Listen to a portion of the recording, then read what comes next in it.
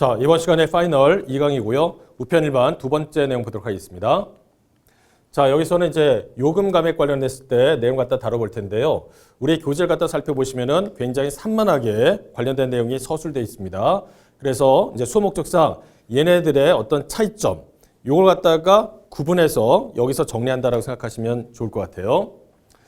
자, 보시면 이제 정기 간행물이라고 되어 있습니다. 계약을 체결할 우체국과 감액 대상 우편물 취급 우체국이라고 해서 이렇게 둘을 갖다 나눴죠.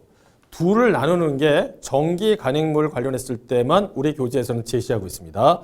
이후에 전개된 내용에서는 이와 같은 형태로 해서 뭔가를 갖다가 구분하지 않아요.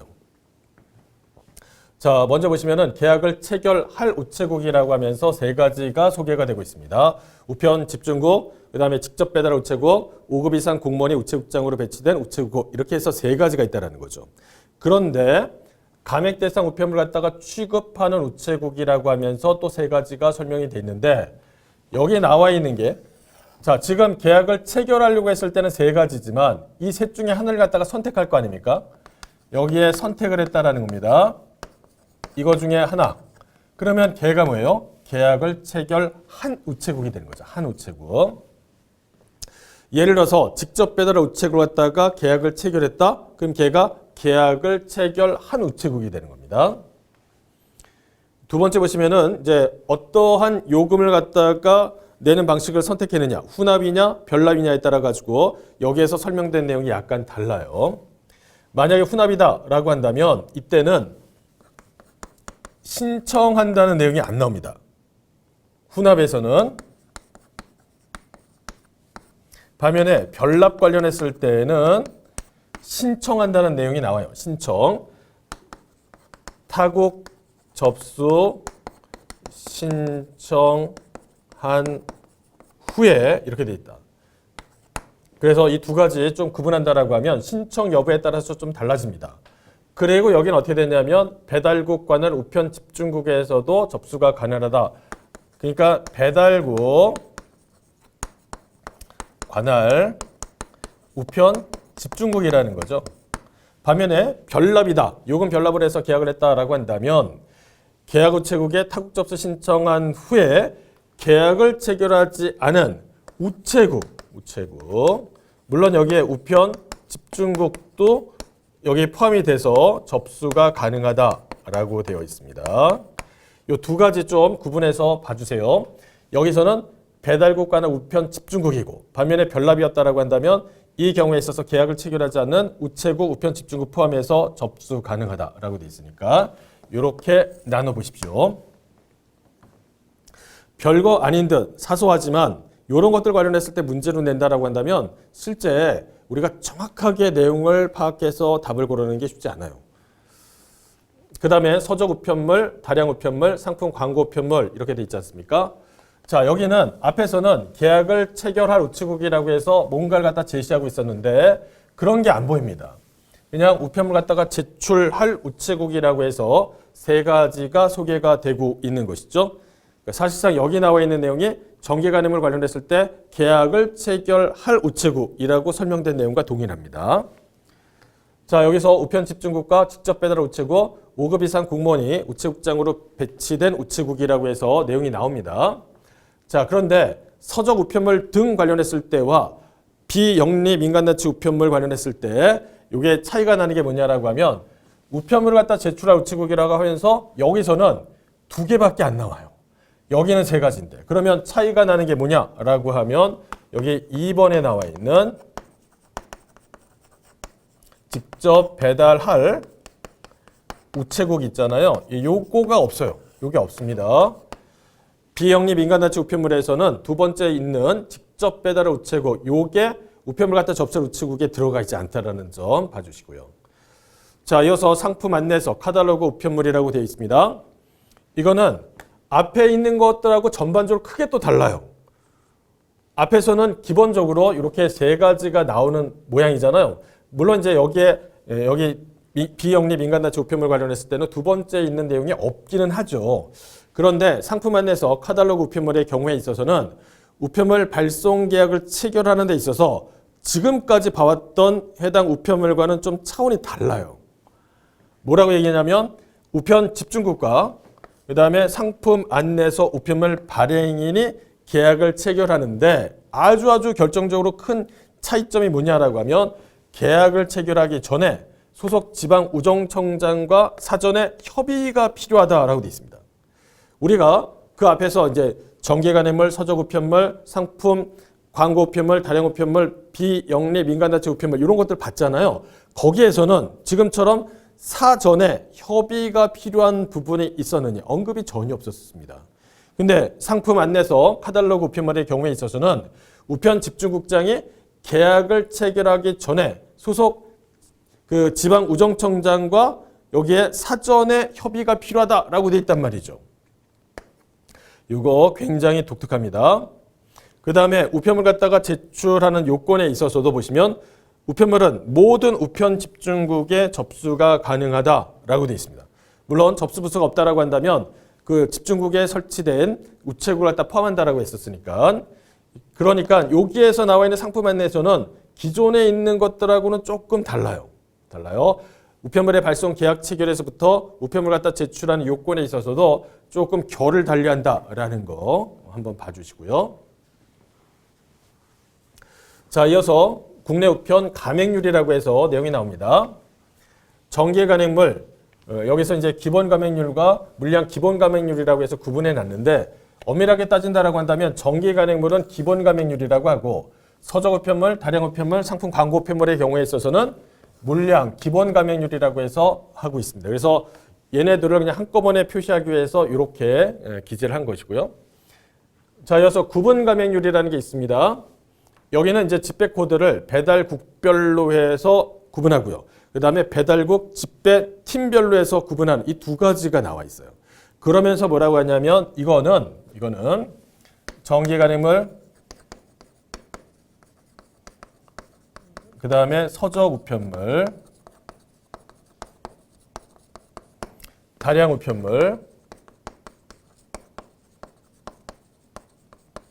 상품, 광고 우편물 여기에만 적용합니다. 여기에만 적용해요. 여기에. 그러니까 여기 네 가지만 구분 가맹률 갖다가 적용하는 것이지 다른 것들 안 한다는 겁니다. 그러면서 여기에 이제 정기 간행물이라고 하면서 신문 일간, 신문 잡지 주간, 신문 여기 잡지 월간 50%, 미등록 일간 주간 월간 관련했을 때 37% 이렇게 돼 있는데 여기에 나와 있는 기본 가맹률, 그 다음에 요거 상한 기준이라고 해가지고 또 제시된 내용이 있어요. 요때는 더합니다.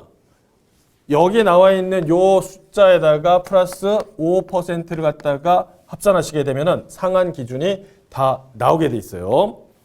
그러면 우리가 이제 수목적상 관련된 내용 갖다가 외워야 하느냐라는 건데 외우는 게 바람직합니다. 여기서는 외우는 게 불가능할 정도가 아니에요. 그래서 외우는 게 필요하다라는 거. 그 다음에 또 하나는 신문 일간이라고 해서 62% 이렇게 돼 있잖아요.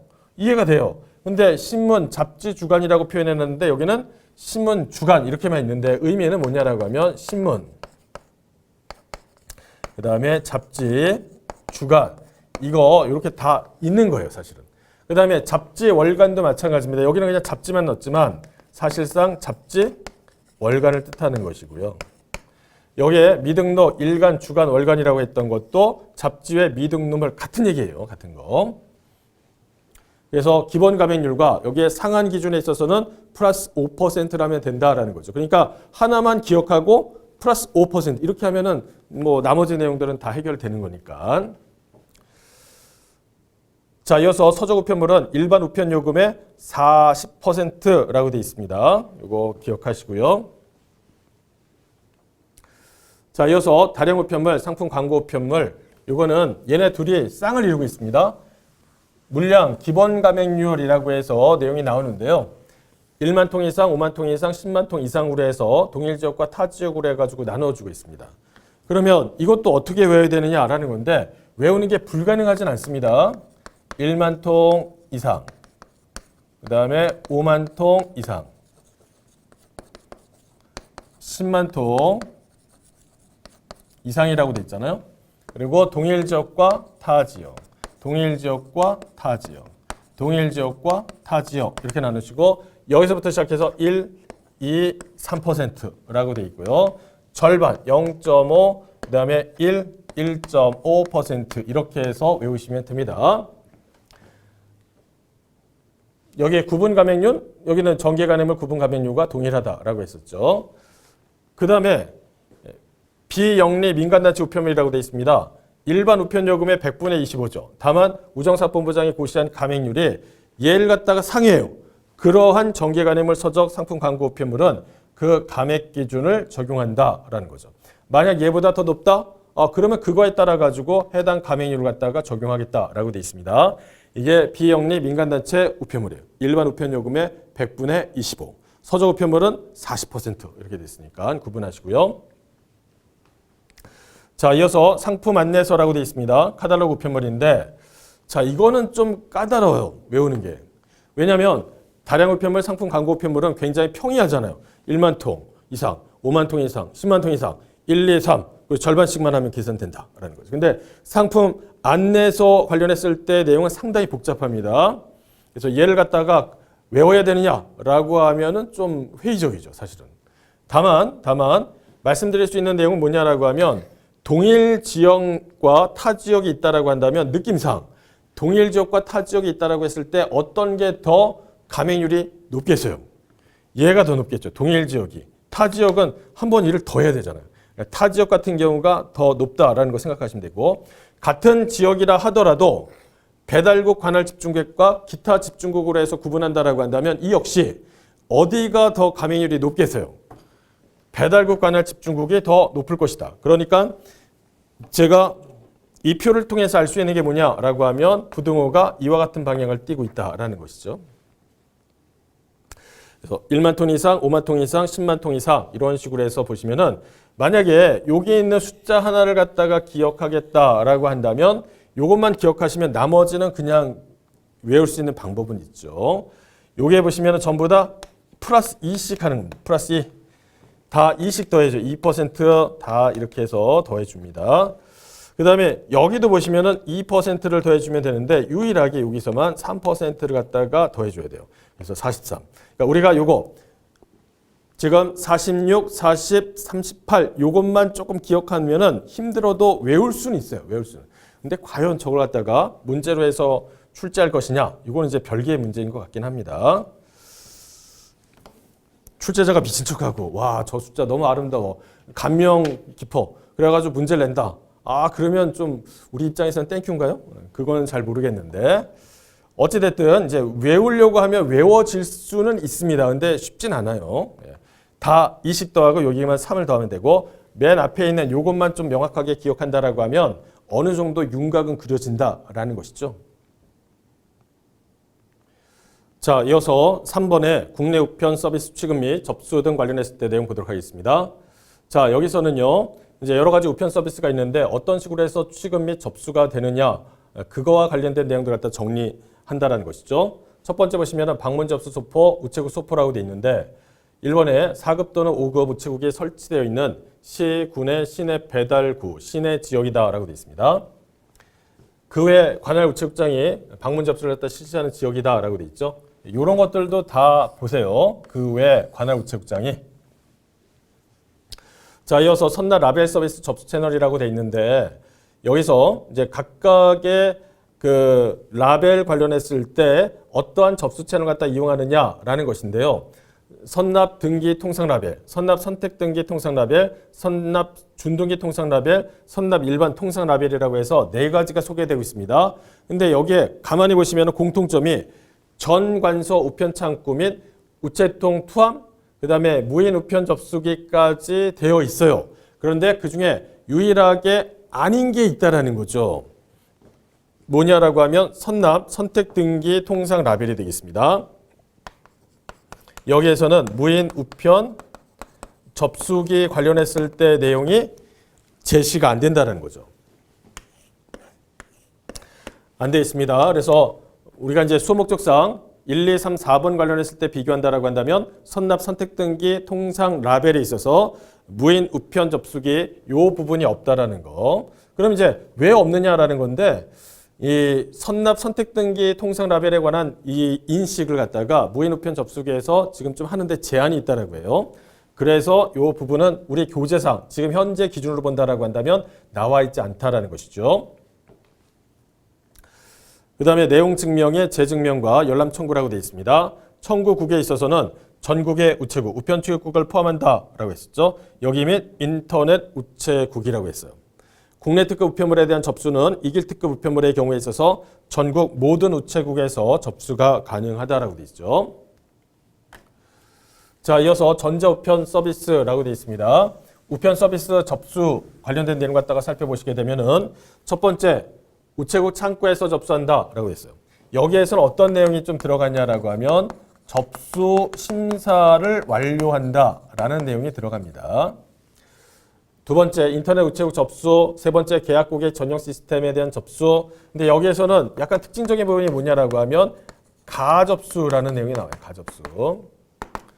그 다음에 기관 연계 시스템 접수라고 돼 있는데 요거는 외부하고 이제 연계가 된다라는 것이죠. 이런 특징적인 부분이 있다라는 거 이제 살펴봐 주시고요. 모사 전송 팩스 우편 서비스라고 돼 있습니다. 여기에 보시면 우정사 본부장이 지정 고시하는 우체국에서만 취급할 수 있다라고 하면서 첫 번째, 우편 취급국을 갖다 제외한다라고 돼 있잖아요. 제외한다. 두 번째, 군 부대 내 소재하는 우체국은 우정사 본부장이 지정 고시하는 우체국만 가능하다라고 돼 있습니다. 왜냐하면 이제 군 보안 관련했을 때 내용이 있기 때문에 이걸 이제 함부로 외부로 이제 유출될 수 있는 그런 우려를 차단하기 위해서 이렇게 우정사 본부장이 지정 고시하는 우체국에서만 가능하다라고 돼 있죠. 자, 근데 우편 취급국 관련했을 때 보시면은 제외한다라고 돼 있잖아요. 우편 취급국 관련했을 때 제외한다는 내용이 국내에서 2번 정도가 나옵니다. 모사 전송 우편 서비스에서도 나오고 그리고 계약 등기, 계약 체결 관서. 여기 갖다 살펴보시면은 이제 맞춤형 계약 등기가 있습니다. 맞춤형 계약 등기에 관련해 가지고 소속국에 대한 내용이 나와요.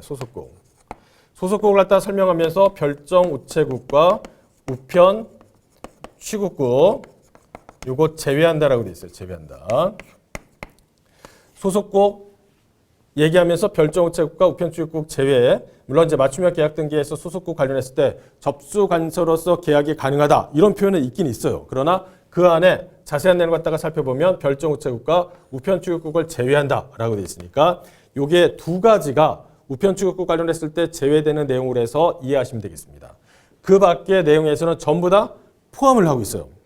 남한의 우표에서도 보시면은 전국의 우체국, 별정 우체국, 우편 취급국 포함이죠.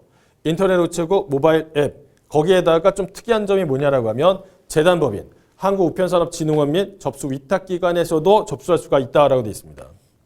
맞춤형 엽서 있잖아요. 그게 접수 창구에 보시면은 남한의 우표랑 비교했을 때 다 비슷해요. 그런데 차이 나는 게 뭐냐라고 하면 남한의 우표에 있어서는 재단법인 한국우편산업진흥원 및 접수 위탁기관에서 접수한다는 부분이 요거는 여기만 있는 거예요. 남한의 우표.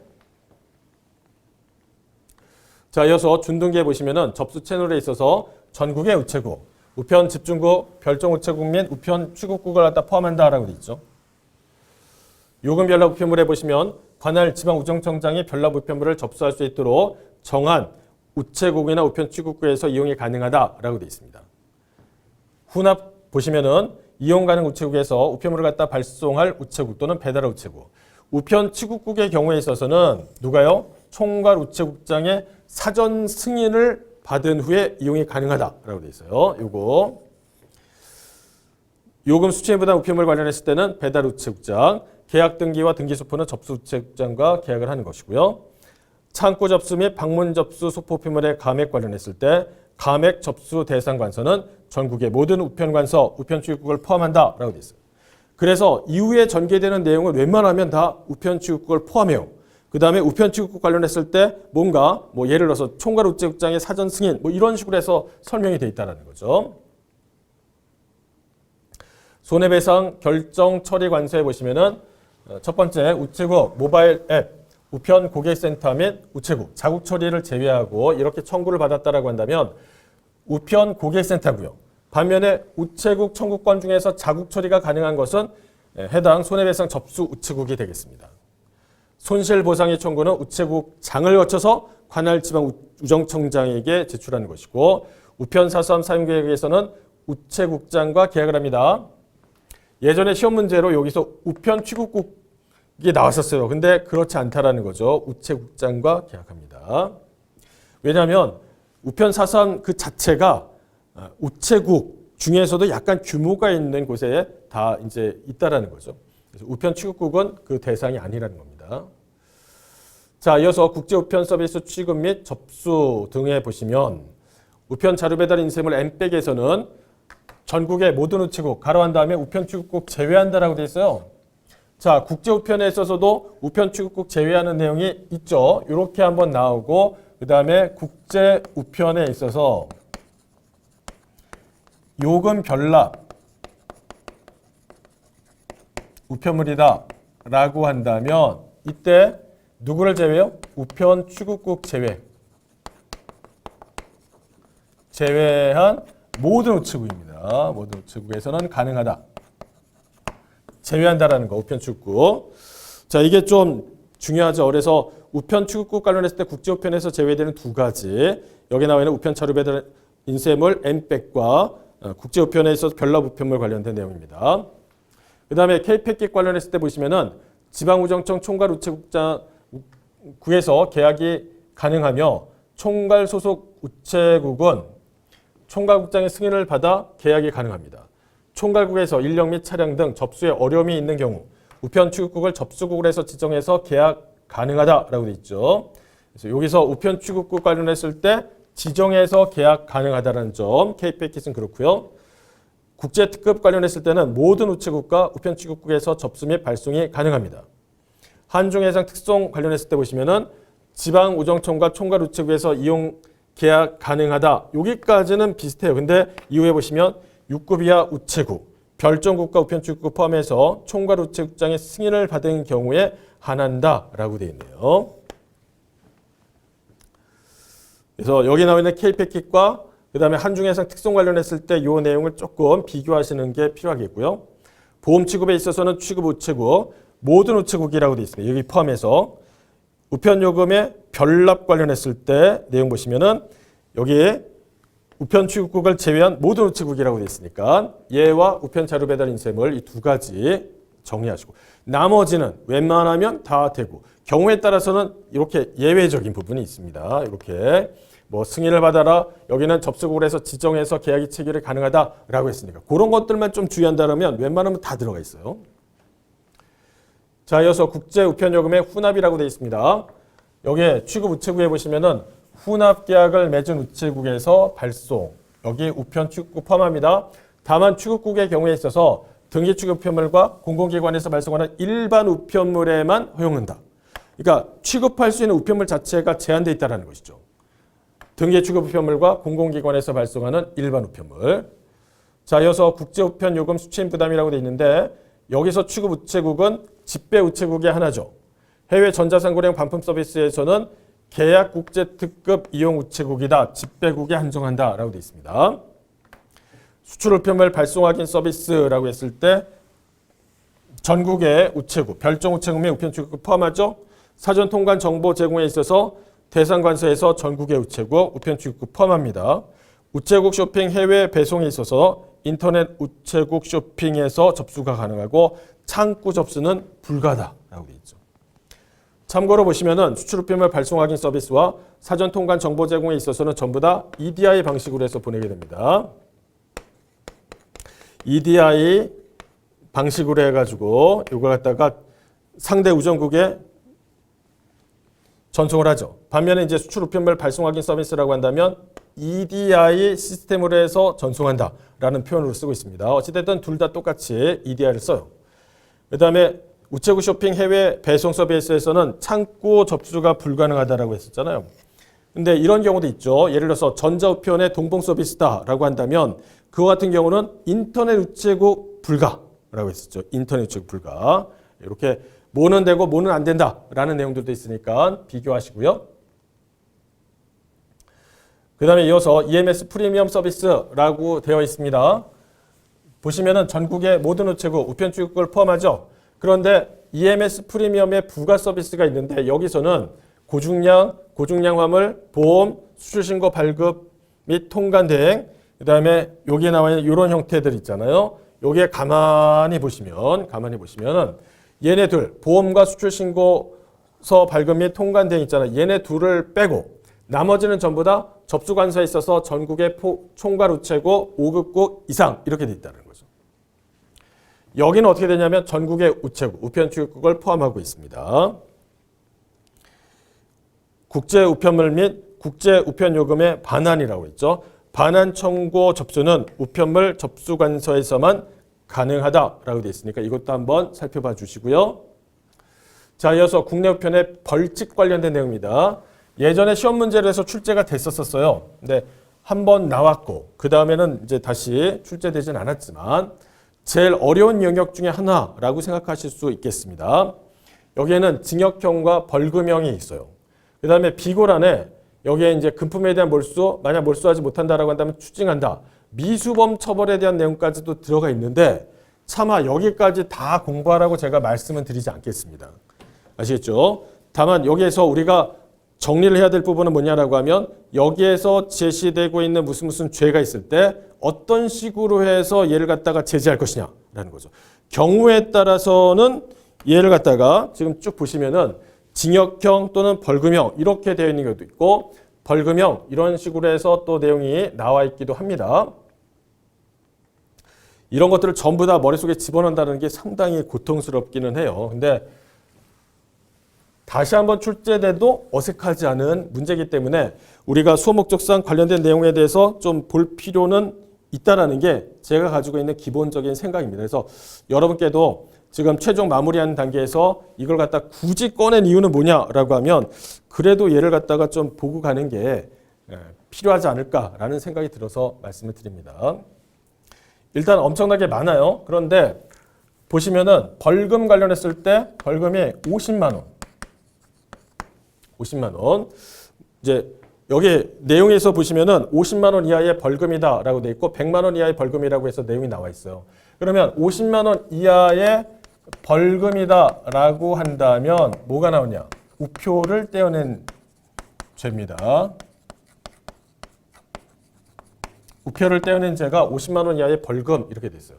그 다음에 100만 원 이하 벌금으로 되어 있는 것들이 있습니다. 이거는 우편, 특권, 침해의 죄 이렇게 돼 있어요. 그리고 다시 전시, 우편, 특권, 침해의 죄 이렇게 해가지고 이게 전부 다 100만 원 이하로 되어 있거든요. 그리고 나서 내용 갖다 보시면 1년 이하 징역 또는 1천만 원 이하 벌금에 처하겠다라고 되어 있는 게 있어요. 그리고 이 숫자가 2, 3, 3, 5, 5 이렇게 되어 있거든요. 그러면 1년 이하의 징역 또는 1천만 원 이하의 벌금. 요거는 언제 그러느냐라는 건데 요거는 우편 취급 거부의 죄가 들어가고요. 그 다음에 우표를 떼어낸 죄가 되겠습니다. 근데 주의하실 것은 이게 소인하지 않은 우표를 얘기하는 거예요. 만약 소인했다라고 한다면 그건 50만 원 이하의 벌금이지만 소인하지 않은 우표를 떼어냈다라고 한다면 1년 이하의 징역 또는 1천만 원 이하의 벌금에 처한다라는 것이죠. 요거 주의하셔야 되겠습니다. 그러면 2로 나오는 건 어떻게 되느냐라는 거죠. 2, 3, 3, 5 이렇게 돼 있어요. 그러면 2는 뭐냐라고 하면 우편, 발송, 금지 물품을 갖다가 얘를 갖다가 보냈어요. 그러면 이것도 이제 죄다라고 했었잖아요. 이와 같은 형태라고 한다면 우편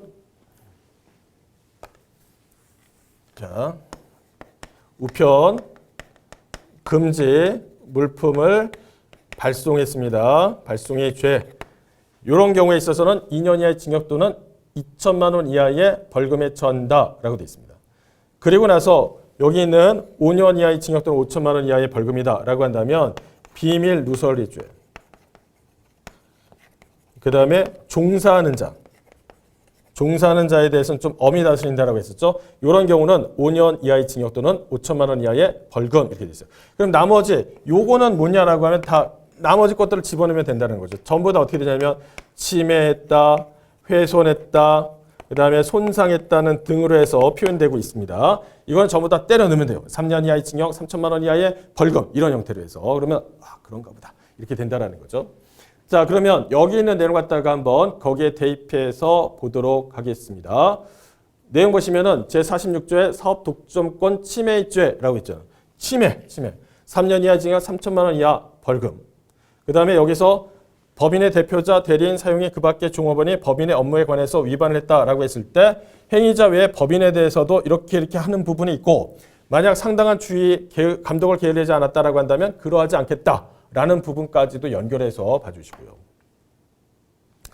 우편 특권 침해죄는 100만 원 이하 벌금형이다라고 있죠. 여기에는 이런 내용들이 우리가 그 우편 일반 보시면 제1장에 우편 사업의 보호 규정이라고 해서 설명된 부분 있잖아요. 그런 것들이 여기에 다시 포함되어 있어요.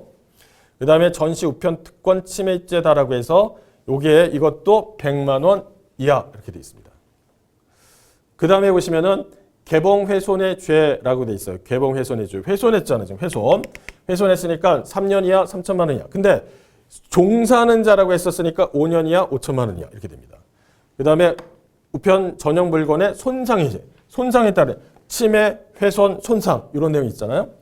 그러면 여기에 보시면은 3년 이하 3천만 원 이하. 근데 종사하는 자가 있어요. 그럼 5년 이하 5천만 원 이하 이렇게 되어 있습니다. 그리고 여기서도 보시면은 지금 이런 상황에서 3년 이하 3천만 원 이하. 종사하는 경우에 5년 이하 5천만 원. 우편 취급 거부죄다라고 했으니까 취급 거부를 했어요. 그러면 1년 이하 징역 1천만 원 이하 이렇게 되어 있죠. 그 다음에 서신에 비밀 침해의 죄다라고 했으니까 비밀 침해의 죄 3년 이하 3년 이하 3천만 원 이하.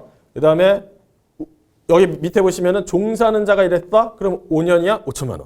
비밀 누설의 죄는 제일 크다라고 했죠. 그래서 이게 5년 이하 5천만 원 이하 이렇게 되어 있습니다. 우편 금지 물품 발송의 죄다라고 했었죠.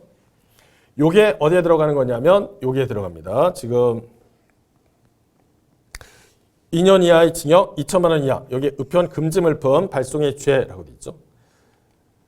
그 다음에 우표를 떼낸 죄. 여기 50만 원 이하의 벌금인데 주의하실 것은 뭐냐라고 하면은 소인되지 아니한 우표를 갖다 떼어놨다라고 한다면 1년 이하 1천만 원 이하의 벌금형으로 해서 처해지기 때문에 여기로 들어가요. 여기로. 예, 제가 말씀드렸던 그 부분입니다.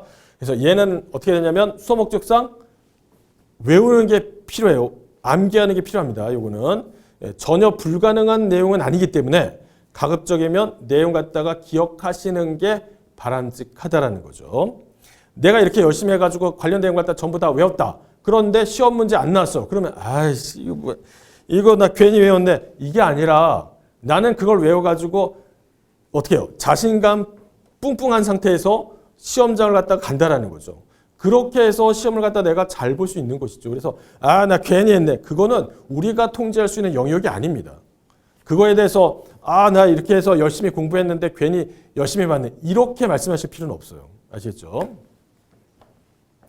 그 다음에 과태료 부분이 있습니다. 법을 위반하여 서신의 송달을 위탁한 자는 과태료가 5천만 원이에요. 그 밖에 나머지 내용에 대해서는 굳이 제가 외우라고 말씀드리기까지는 좀 안 하겠습니다. 근데 첫 번째 나와 있는 법을 위반해서 서신의 송달을 위탁한 자 5천만 원 이하의 과태료. 여기에 50만 원 이하 정도까지도 봐주시면 좋을 것 같아요. 요거까지. 반환 우편물 갖다 정당한 사유 없이 우편물의 수출을 거부한 자. 그 다음에 우편 업무에 종사하는 자로서 중대한 과실로 인해서 우편물을 잃어버린 자 50만 원. 요거까지 보고 나머지는 전부 다 1,000만 원이다. 이렇게 생각하시면 편하겠죠. 그 다음에 마지막에 나와 있는 내용은 우편물 배달 관련했을 때의 내용입니다. 우리 교재 갖다 살펴보시면은 뭐 이렇게 배달할 수 없다라고 하면서 설명을 해놨는데 복잡한 양상을 띈다는 거죠. 그래서 여기에 그냥 한꺼번에 정리를 해봤습니다. 그런데 아마 여러분께서 학습하시다 보면은 여기에 여러 가지 의문을 갖고 계실 거예요. 과연 이것도 들어가지 않을까? 이거는 어떻게, 이거는 좀 빼야 되는 거 아닐까? 라는 건데 그게 나름의 합리성이 있어요. 어떤 의심이 드시는지 제가 알고 있습니다. 근데 그걸 갖다가 각각 개별적으로 해서 판단 내리지 마시고요. 일단 우리가 수업 목적상 학습한다라고 한다면 여기에서 제시된 내용에 맞춰가지고 공부하면 된다는 겁니다. 뭔가 여기에 있을 것 같은데 안 보여요. 그거에 대해서 너무 집착하지 마세요. 아시겠죠? 그냥 표면상으로 드러나는 내용만 우리가 취해서 관련된 내용 갖다가 학습하면 된다는 거죠. 6번에 보시면 우편물의 배달 관련했을 때 내용이 나와 있습니다. 첫 번째 보시면은 등기 우편물 대리 수령인에게 배달할 수 없는 우편물이다 라고 되어 있어요. 이 경우에 있어서 특별 송달, 배달 증명, 내용 증명, 보험 등기, 안심소포, 그 다음에 맞춤형 계약 등기와 회신 본인 이장 있잖아요. 이렇게 있다라는 거죠. 그러면 여기에서 보험 등기, 안심소포라고 한다면 의미가 요거는 소포, 보험 소포고 요거는 보험 통상 우편물 얘기하는 거냐라고 하면 맞아요. 그렇게 해석하는 게 맞긴 합니다. 그런데 얘 표현이 일관되지가 않아요. 일관되지가 않아요. 지금 보시면은 여기서는 이렇게 돼 있는데 여기서는 보험 등기라고 하면서 구체적인 내용까지 언급을 하고 안심소포라고 또 얘기하고 이렇게 구분해 놨잖아요. 여기는 합쳐놓고 다 같은 얘기예요, 사실은. 여기서 설명되고 있는 배달하지 못한 우편물의 창구 교부라고 돼 있잖아요. 대리 수령인에게 교부할 수 없는 등기 우편물이다 라고 했으니까 여기서 설명되고 있는 대리 수령인과 여기서 하는 대리 수령인의 의미는 좀 달라요.